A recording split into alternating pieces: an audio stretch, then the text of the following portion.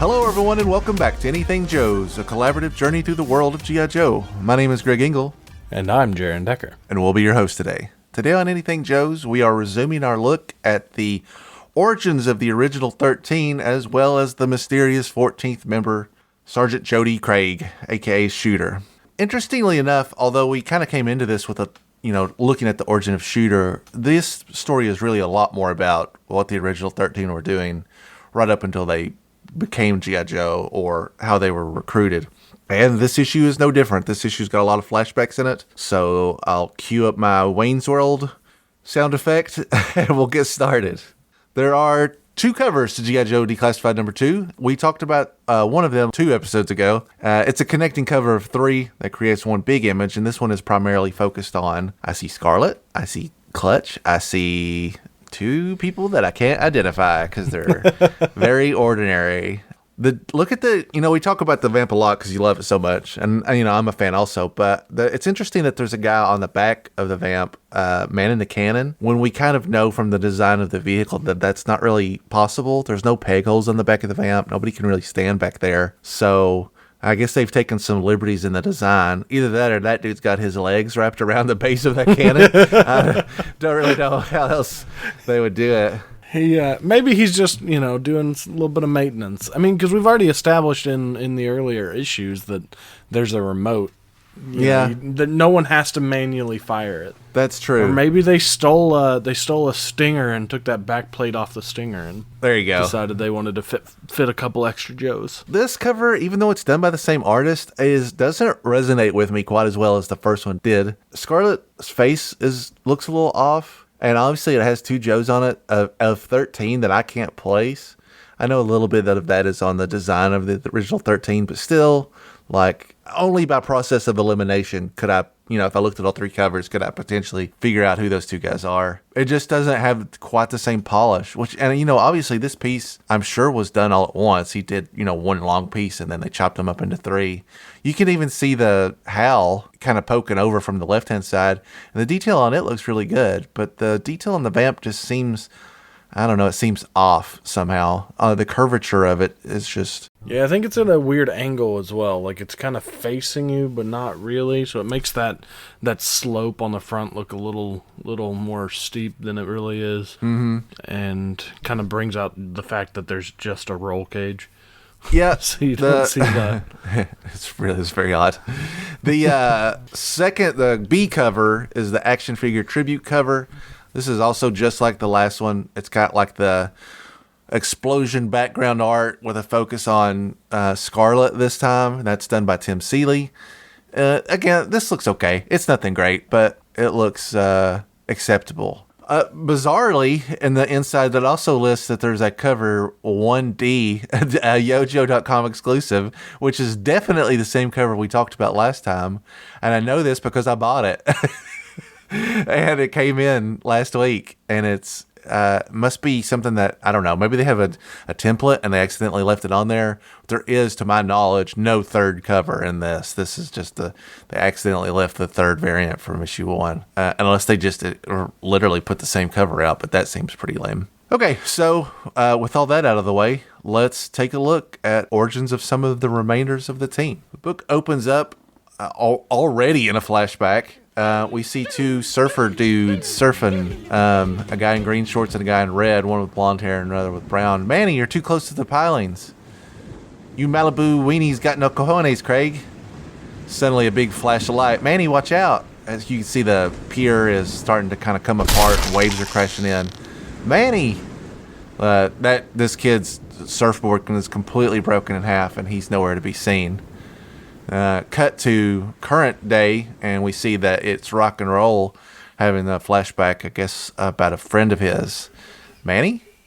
And we are back in Sierra Gordo, where, if you'll remember, the Joes are kind of on a mission. They were on a no-contact mission that went south when they were spotted by the Baroness, of all people, and that turned into an engagement with the enemy.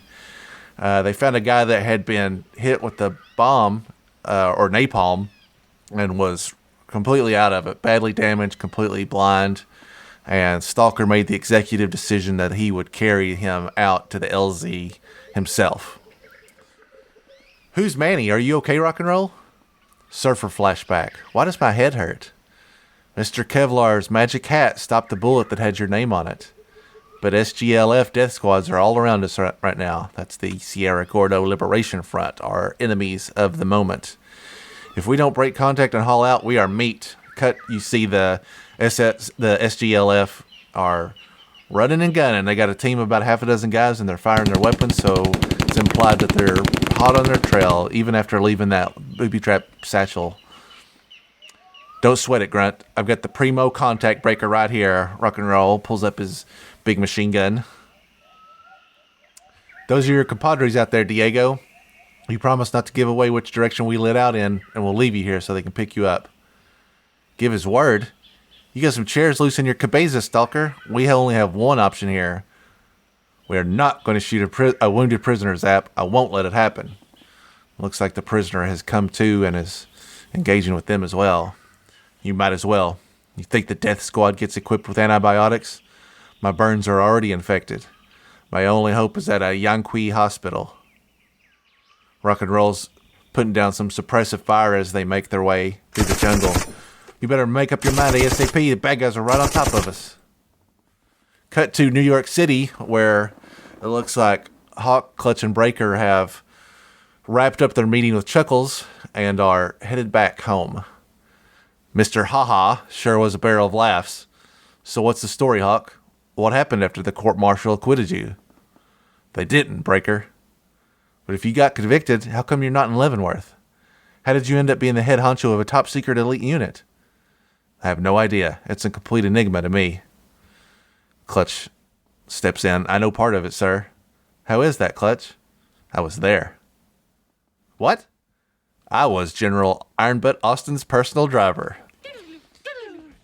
I never got a written order from him, and he never told me directly to do anything. He just said, somebody ought to pick up my command Tahoe over at McGuire Air Force Base, out processing parking lot, and drive it to Section 34 in Fort Hollowbird. I didn't know I had a passenger until I adjusted the rear view. Clutch sits down, and Hawk is tied up and blindfolded in his back seat. Hey, I hate to interrupt the story, but that Agent Provis joker just stopped jamming our freak. We have commo again. This also as a reminder, while Hawk and his team were talking to Chuckles, they had their communication jammed and weren't able to be reached while all this stuff was going down in Sierra Gordo for, like, I guess, orders. And if I can go back just one page, the vamp does look a little goofy in this I guess, view. I was so busy reading, I didn't even notice it, but you're right, it looks janky. Woo, man. It looks like Speed Buggy. That's the vibe I'm getting from it. Slap a yellow coat of paint on it. It does not look like it's designed the same way the vamp is. It doesn't even have the gun on it. It's missing the gun completely. Like, there's no turret. It does look extra long. Well, maybe they did that since they're driving through New York. There's gun regulations in New York. You say speed buggy, but it looks like Turbo Teen to me. Like he's like mid transformation from teenage boy to vehicle. Yeah, it looks like it's like more of a pickup truck, but like worse. So back to Fort Wadsworth. Quiet, I just got through to Hawk.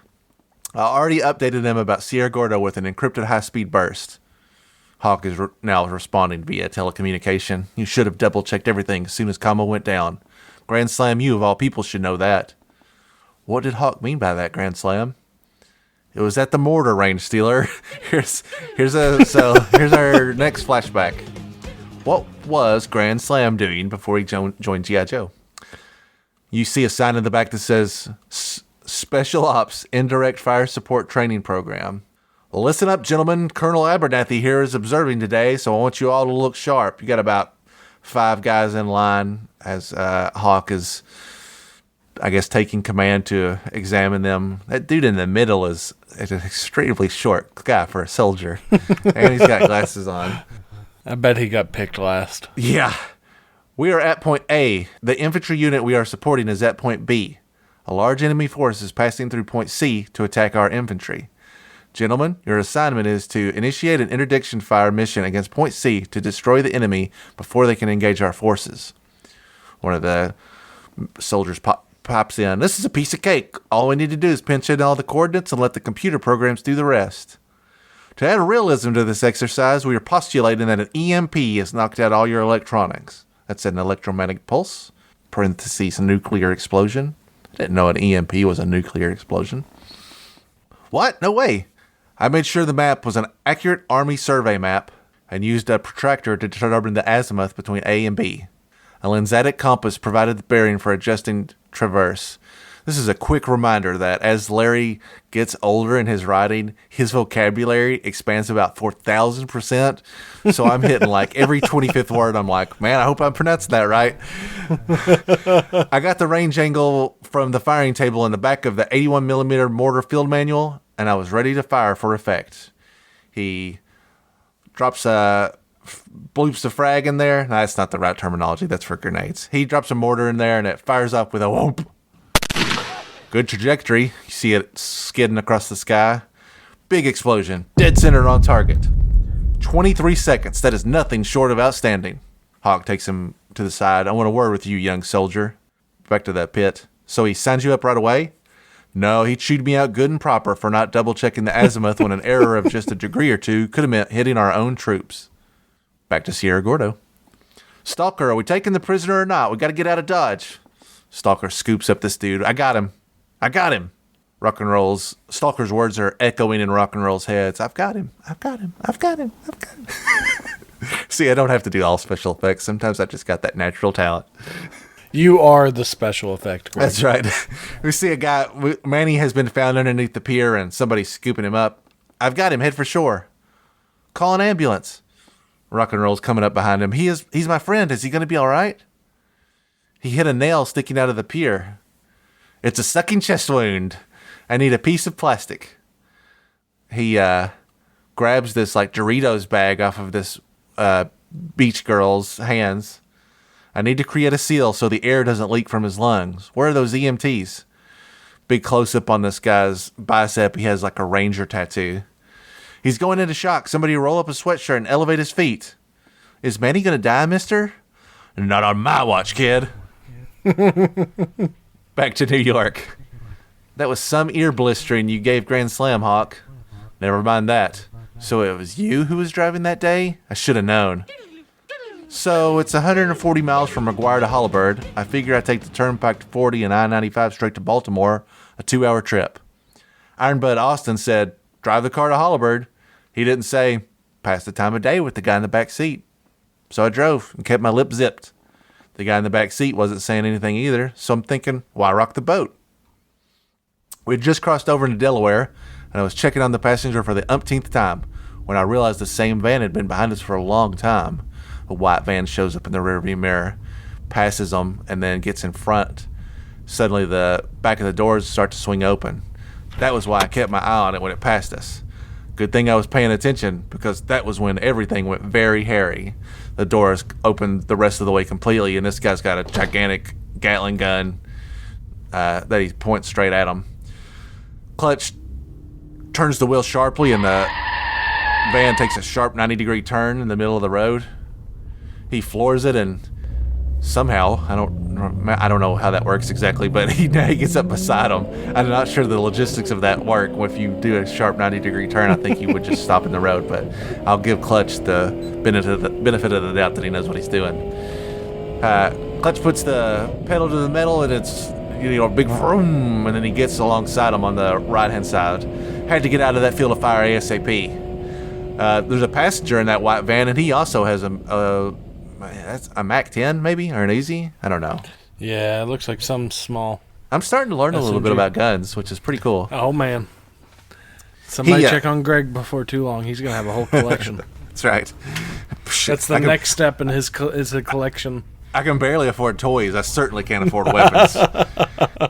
Guy in the passenger seat pulls the gun out and is taking aim at Hawk, but they had everybody out on the run that day, and there was no place left to hide. Back to modern time. Clutch should be rolling through the toll booths right now. Yeah. Hey, those were some stories that Steeler and Grand Slam had about how they got tapped for this team. Yeah, man, you can actually see the stars tonight. They're kind of walking outside just outside the base. So how did Hawk find you, Flash? He didn't. Flashback. I was at Aberdeen Proving Grounds, working in the covert electronics shop. Lieutenant Hutt, look smart. General Flagg does not abide lollygagging. General Flagg walks in with his classic shades on. Which one of you is the one who came up with all the improvements on the laser rangefinder? That would be me, sir. Specialist Gambello, Anthony S. Outstanding. Is that one of them? Yes, sir. Tell me, how far away is that water tower? I can find out in a flash, sir. Flagg picks up a piece of the equipment and smashes it on the table. Turns it into pieces. Now tell me how far it is. Flash jumps into action, starts putting wiring together. He's clipping stuff apart from underneath. The chip is intact. I can bridge the breaks in the circuit board and jury rig a clamp to hold the lenses, and Flagg slams this piece down again, breaks it completely. Now tell me. Flash takes a quick second and looks up at him. It's 240 yards, sir. I was quarterback on my high school team back in Lodi. I can estimate yardage pretty darn close. Flagg turns around and drops the pipe to the floor and starts walking out. Get him squared away, Sparks. He's going to Staten Island. What about you, Short Fuse? What's your story? I was just about to wash out of Ranger School. They're in a cut to a flashback of they're like in a swampy area. Looks like you've got some green shirts approaching this building from outside. Is this the trainee you called me about, First Sergeant? They go inside the building and there's a guy bound and gagged. He messed up on the psychologicals, kept losing his temper. Cadre figured he was a washout, so they decided to lean extra hard on him during escape and evasion. Nobody gets through E&E. They're not supposed to. It's just to demonstrate how bad the treatment can be if you're captured. Why are you doing this, soldier? Freestat, Eric W., RA3802. Won't give anything but his name and serial number. Most of them break down after 3 days. How long has he kept this up? After 7 days, I filed a report. Didn't want any problems from DOD, Department of Defense. I guess they called you. They called me, all right. Did he know he was washing out? As far as the records go, he already flunked out. We were just treading water with him until the next recycle period came around to ship his young butt out. He knew he was gone, all right. Back to present day. Why didn't you just give it up already? You were already washed out of the program. Didn't want to give him the satisfaction. His face got a big grin on it. I hear that. Back to Sierra Gordo. The guy's going to be okay once a medic can work on him. Rock and roll again hears these words echo in his head. He's going to be okay. They're back on the beach. As soon as the EMTs get him to the ER. Thanks for saving Manny's life, mister. You sure don't look like a park ranger. Airborne ranger. Rangers rule the night. That dude was Shotgun Don, man. He was a legend down in Huntington Beach. Nobody ever walked a longboard like Shotgun Don. Too bad he threw it all away to join the army. Back to the jungles. Hey, Stalker. Did I ever tell you how I met a ranger when I was... Are you trying to draw me out? Huh? You're trying to get me to tell you how I hooked up with Hawk. How the team got started, right? Hold up. We're taking 5. Defensive circle. They kneel down and they're basically pointing in all directions with the prisoner in the middle. You want to hear the best joining up story of all? Let Grunt tell you how he got on the team. Spill it, Grunt. Not much to tell. All I did was write an essay. Flashback. Private Graves, Robert W., reporting, sir. At ease, Private. Your entire AIT, Advanced Infantry Training class, was asked to write an essay on why would I join an elite unit? Yes, sir. This is quite a document. What about this line here? Courage is the price that life exacts for granting peace. Where did you get that? Amelia Earhart wrote that in a poem. She was, I know who Amelia Earhart was. You read a lot of poetry?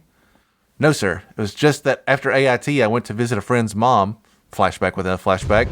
You like to give me a start, boy. I thought you was a ghost. I was in Selby's squad, ma'am. What do you want? You don't sound like you're from around here. Just paying my respects, ma'am. I'm from up in Ohio, Columbus. Then you better come in and have a cup of coffee. I ain't got but instant. Instant's fine, thanks. They go inside this place and she makes him a cup of coffee. They sit down at a table. Some officer came by with a chaplain, gave me the insurance papers. All he told me was that it was a training accident and that the casket should be closed. It was a night maneuver exercise. A deuce and a half was passing up on the road, going up a hill. The driver bobbled the gear change, didn't hit the brake in time. He pauses for a second. He rode home every day. He was terrible lonely. Didn't get along with anybody. Didn't have any friends. You telling me you was his friend? No, ma'am. I hardly knew him, but he was in my squad. He stands up and takes his hat to leave, and on the wall they have a little cross-stitch piece, and it is the quote, "Courage is the price that life exacts for granting peace," Amelia Earhart. You used up your own leave time and spent your own money to go visit the mother of a stranger who got killed in a training accident. I thought we were supposed to take care of our own, sir. Back to the pit. Hawk, Clutch, and Breaker. Hawk, Clutch, and Breaker have returned to the pit. Scarlet and Snake Eyes have joined them, and so basically almost everybody that's not in Sierra Gordo has finally come back together. You can even see somehow, miraculously, Stalker is on the screen as if they have video footage of what's happening, which is definitely not true. It's a pitch black in Sierra Gordo. Scoop ain't out there filming them. Anything new in from Sierra Gordo? Nothing new, Hawk. Stalker's team is still trying to get to the extraction site. Why can't we move the extraction site to them, sir? The bad guys are right on top of them. It would be too hot an LZ landing zone. They have to evade and get to the extraction site clean. I already told Short Fuse and Flash to get some rack time. That goes for Steeler and Grand Slam as well. I need you fresh in the morning. Yes, sir. Snake Eyes, you're no good on commo. Damn, sick burn. You scrounge up some coffee. He didn't have the nerve to order me to get the coffee. That's Scarlet speaking. You see any coffee anywhere, Snake Eyes? Oh, the individual packets in MREs. Meal's ready to eat. But how do we heat it? The stove isn't hooked up yet. 5 minutes later, Snake Eyes walks in with a claymore mine. You brought a claymore mine from the arms room? You're taking out the C4 plastic explosive and rolling it into a little ball? Ugh, I hate that dead rubber smell. Oh, right, the stuff burns like a chemical log. 1 pot of field expedient coffee coming right up. Be careful you don't drop the pot. So he lit up this little ball of C4 plastic explosive. It caught on fire. He used the fire to make coffee in the pot. I like that there's a tag that says, "Don't try this one at home, kids." I like this one as well. Sorry, little Johnny, that C4 is not for fun time. Leave it in your father's cabinet. That's for home defense only, not for making coffee. Back to Lee Ward Point Field, Guantanamo Bay, Cuba. Finally, we see Shooter, who last we saw was getting on board with Ace, and she's getting off the plane. She's got her gear with her. Thanks for the scintillating conversation. Let's go, Shooter. I'm taking you on the next leg of your trip. It's Wild Bill, everybody. I gotta take a minute and say that it's becoming a little ridiculous that how many G.I. Joes are involved in this not yet a G.I. Joe official mission. It's like every military personnel ever is a G.I. Joe. I boggles the mind. I guess in the sense of friendly faces, it makes sense, but it doesn't make it more interesting to just have these like faces that we know involved. It's too coincidental. It like stands out as being kind of like goofy, honestly. Not as bad as Chuckles, because as I said when we talked about the last issue, in the Marvel run, Chuckles' introduction is there's no implication that they knew each other at all, and they clearly had a pretty long conversation, a long memorable experience with one another. So I do feel like this is a little heavy-handed storytelling. You've got sealed orders in the medical kit. It's packed with antibiotics, sterile gauze, and lidocaine. They're getting on board. It doesn't look like it's definitely not the Dragonfly. It's some, I guess, regulation military chopper. And back to the pit. Okay, I'm dying here. What happened next after the guy in the van pointed the gun at Hawk? Maybe Snake Eyes and Scarlet want to hear this too. Besides, I can't tell an adrenaline popping tale like this without a jolt of G.I. Java. So I'm going to start calling it that from now on. They should have released something called G.I. Java. In the Marvel comic, it's referenced a few times, but they have a drink on base that's called Yojo Cola. And I think that's another missed opportunity. Yep.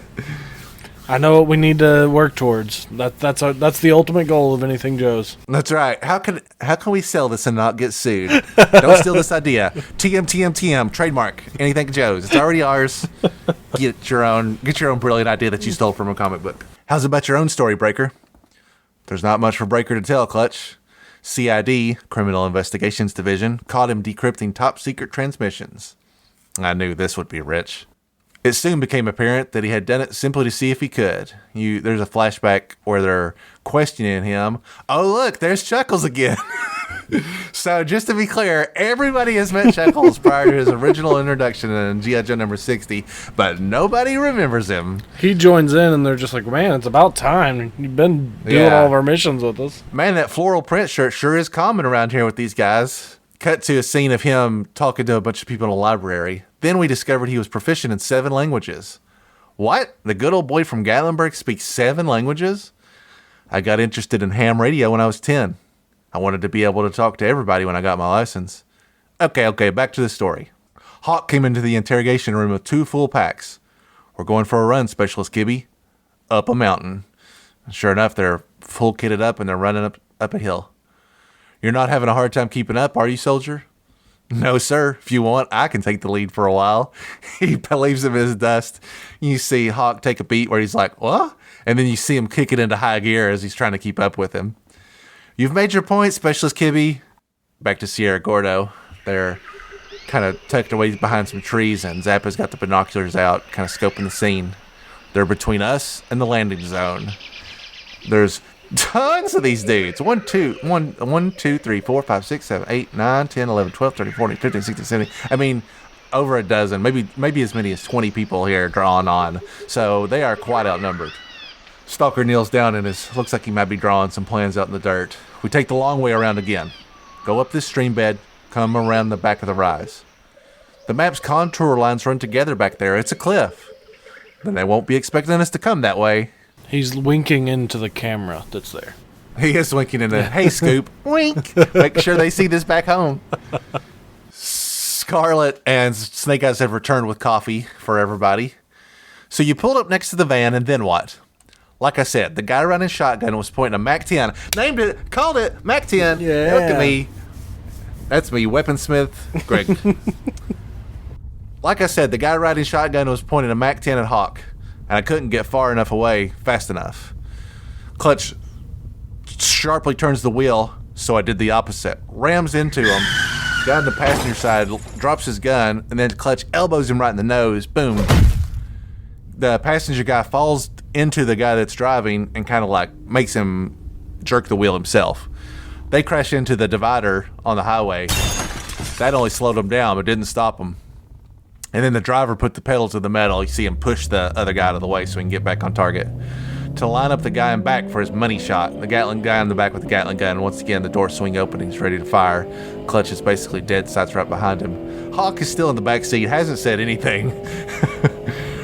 Clutch turns around and gives him a wink, which Hawk can't see because he's blindfolded. Road work up ahead. Hope you're buckled up good and tight.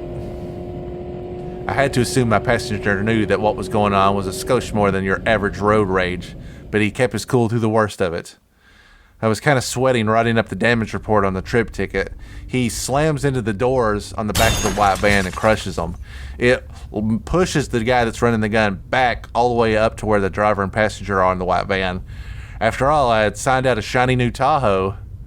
The gun of the Gatling gun goes through the front of the white van, like through the windshield, and that really messes them up. They hit the barrier again, except the van goes all the way up onto it, almost both wheels, goes over the barrier, flips upside down, lands upside down on a vehicle on the other side, and then there's a huge explosion. It's a little known fact that Michael Bay actually did these few panels. This is definitely like John Wick level of destruction. All that Clutch had to do was just drive over and hit him with that elbow, and man, it really took him out. What I wasn't turning in wasn't exactly a pristine vehicle, but the motor pool honcho signed off on it without batting an eye. Let me back up just a second. This black vehicle that blows up is another enemy? No, I think it's just the way they did the art. I think it's supposed to be that white van. Just probably hard to make a white vehicle in the middle of all that explosion. Oh, I see. Okay, sorry, listeners, I've misunderstood. what's actually happened is he hit the barrier and it sent him up, and then he turned upside down, still on the same road. And then Clutch speeds up, the van lands upside down and explodes. It kind of looks like the van hits another vehicle and they both exploded, or that's how I was looking at it. That makes more sense. I was going to be like, that's a lot of collateral damage, Clutch, old boy, if you don't know who's driving that car.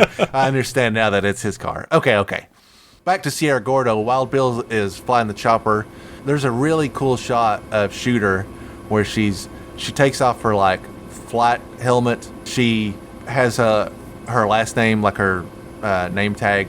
It says Craig. That's her last name. You see her, like, peeling it off with a razor blade or something. She takes her dog tags off. And she pulls her wallet out. She puts all that into a bag that says utility closet Pentagon. So she's basically like, this is an off the books mission. If something happens to her, she gets captured. It's a plausible deniability thing. They won't know who she was or who she worked for. She tucks that pouch away, presumably to turn in. She starts to put on like a ghillie suit, I guess. Yeah, kind of like a.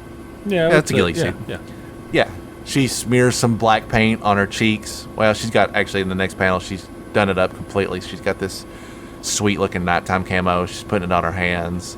She puts I'm not sure what type of hat that's called. It's like a little river. I don't know why that's the first thing. I say river because I was thinking swamp, because it looks like Muskrat's hat. It's kind of like a bayou hat is what it makes me think of. But I might be just attaching it too much to Muskrat. Why can I not think of what that... is that a Bowie hat? I'm not for sure. Yeah, Is it? Boonie hat or Boonie hat? Boonie hat. No, I was wrong. But it pulled up when I put Boney hat, or Bowie hat. It's Boonie hat. Oh, nice. See, we're both learning. We're getting there. She puts her hat on. She opens her case. Here's her customized sniper rifle, disassembled. She pulls out the main piece and starts to assemble it. She's put, several panels where she's putting each little piece together. You can tell that this is her weapon. That's her specialty. It makes sense that she's really knows what she's doing. So, and then one final shot where she's kind of all geared up, gun in hand, ready to roll. Looks great. I mean, a real badass looking moment. The chopper starts to sit down. She jumps out.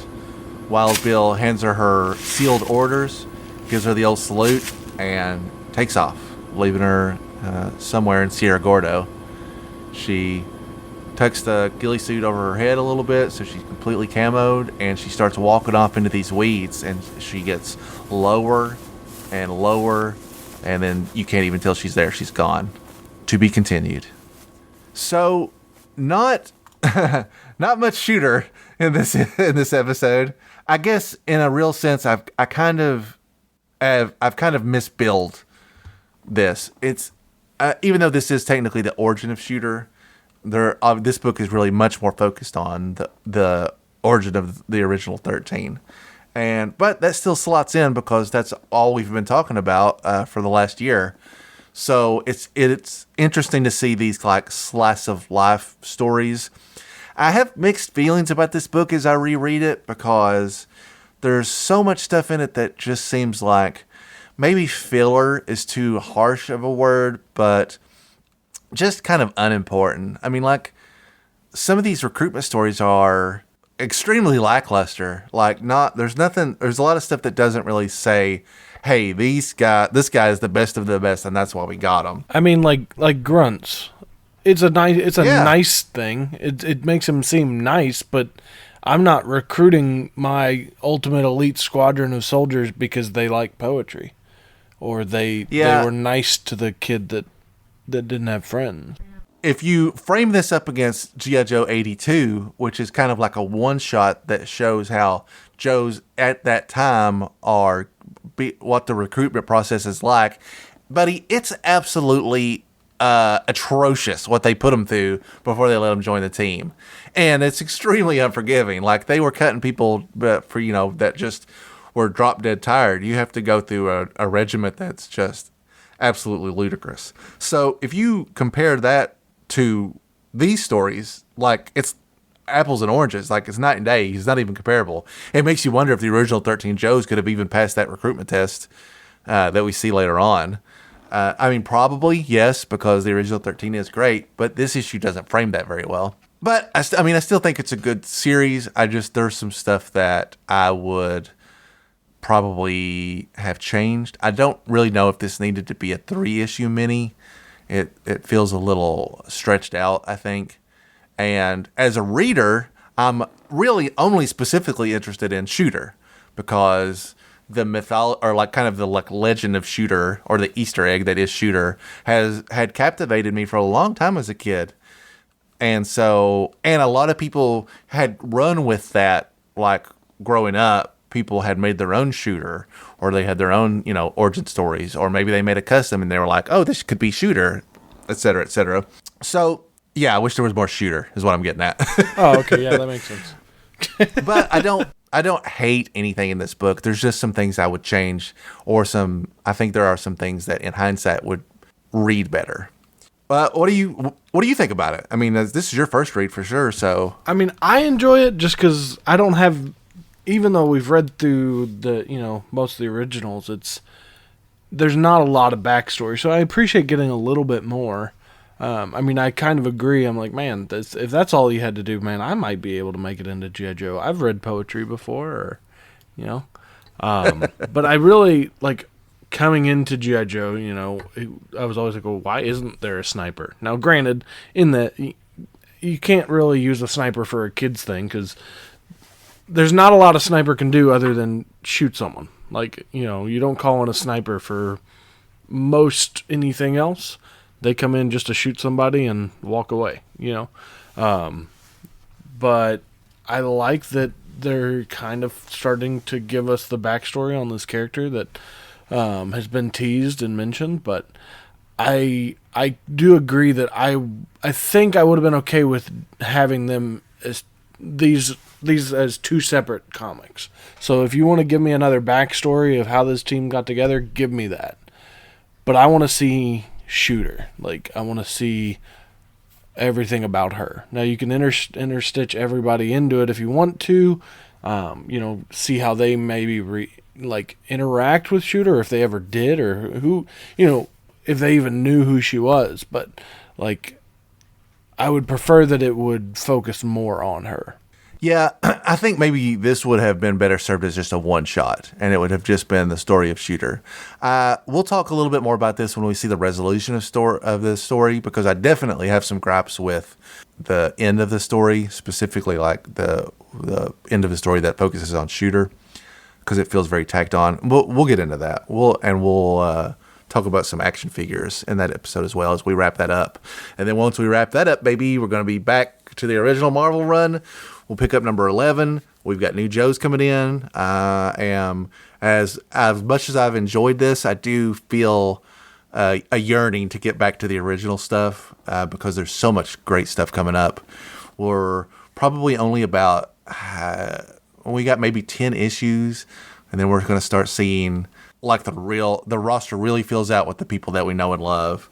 And also, the silent issue's right on the corner, and that'll be a big one as well. But until then, we got plenty of stuff. We haven't even seen the first appearance of Destro yet, and that's going to be the Cobra roster opens up so much in the next year of Marvel that I'm excited about that. But that's still a couple of weeks away, so we'll talk about it then. That's going to do it for this episode. We're going to be back in 2 weeks, and we'll be covering Winterfest 2 because that's on January 15th, and know that I am extremely excited about it. Every time we go to the show in Louisville, we always have a great time, and I've been kind of stockpiling as much money as I can to go in and kind of hit it hard. So I'm looking forward to that show. I'm looking forward to talking to the guys from Order of Battle, talking to the boys from Podcast from the Pit. Daryl DePriest is going to be there, which is a huge deal. I've never got to meet Daryl, and I would love to talk to him a little bit, and there's going to be tons of toys. So if you'd like to reach out to us directly, you can do that at anythingjoespod@gmail.com. You can also find our socials at anythingjoespod. That's Instagram, Twitter, Facebook. And then, of course, our YouTube channel is just Anything Joes. And that's it. Thanks so much for listening, and we look forward to talking to you again in just 2 short weeks, where anything's available for discussion here on Anything Joe's.